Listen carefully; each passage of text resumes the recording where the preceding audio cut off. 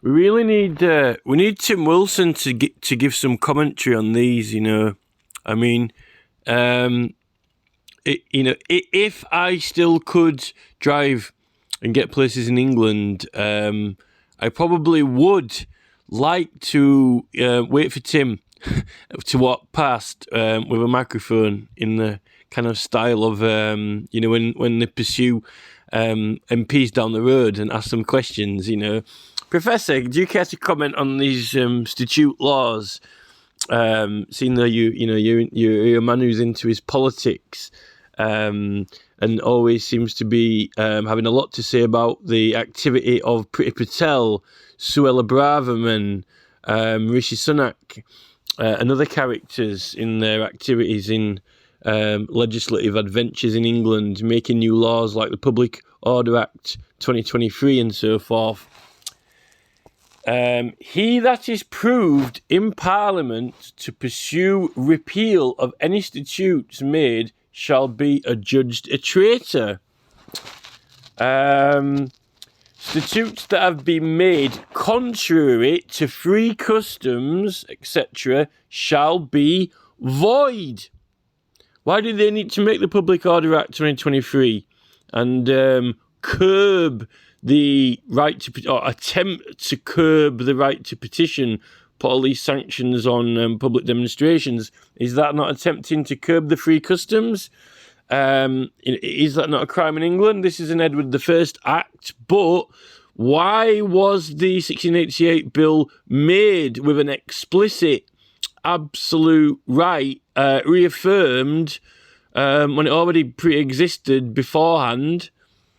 If any statute be made contrary to the great charters, with an S, plural, it shall be holden for none. The Lords and Commons in Parliament promise the King to defend the liberties of his crown against all foreign subjection.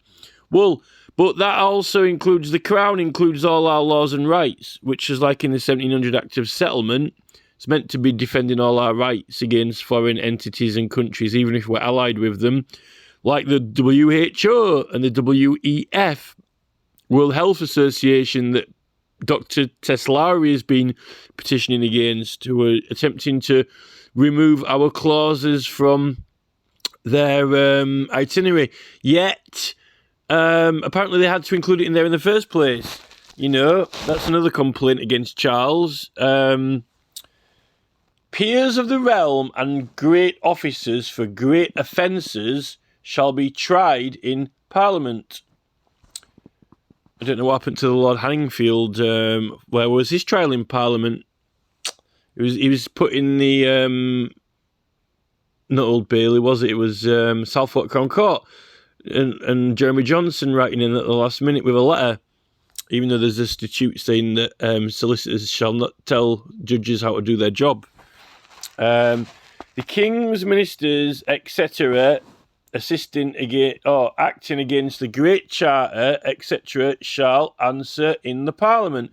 So when we've got problems with all these people, we're meant to complain against them in Parliament. Yet the Petitions Committee won't accept any petitions of wrongdoing against anyone. Yet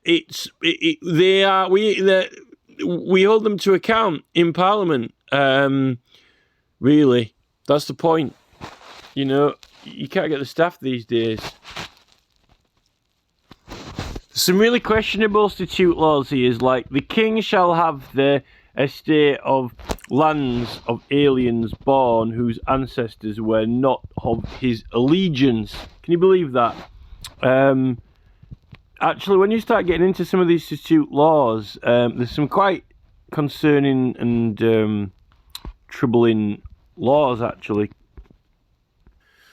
There's one here that says, the King by proclamation during his life may repeal and also revive statutes made since the 21st year of his reign.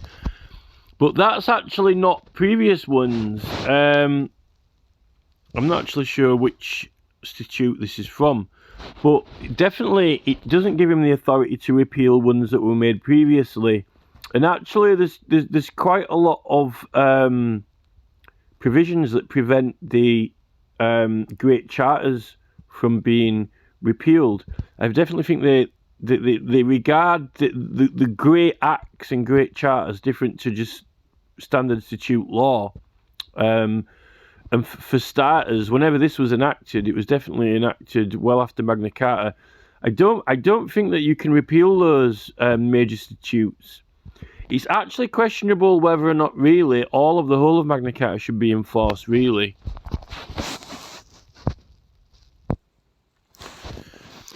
It says that he that is proved in Parliament to pursue repeal of any statutes made shall be judged a traitor. Well, there are plenty of laws to say that suggest that the Great Charters, Magna Carta and the Charter of Liberties, and possibly even including the Bill of Rights and so forth, although this was only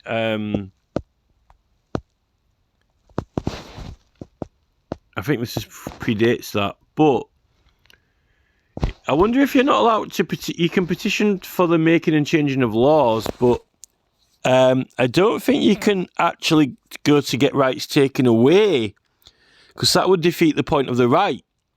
Because how would you be able to petition to get rid of petitioning or the right to do it? I don't even think the king can do that. And I think that other provision that I just showed puts a time limit on what can and can't be removed and repealed. There's definitely something, they use the word, when they refer to this word statute, they definitely refer to the Great Charters and the Great Acts as something distinctly separate.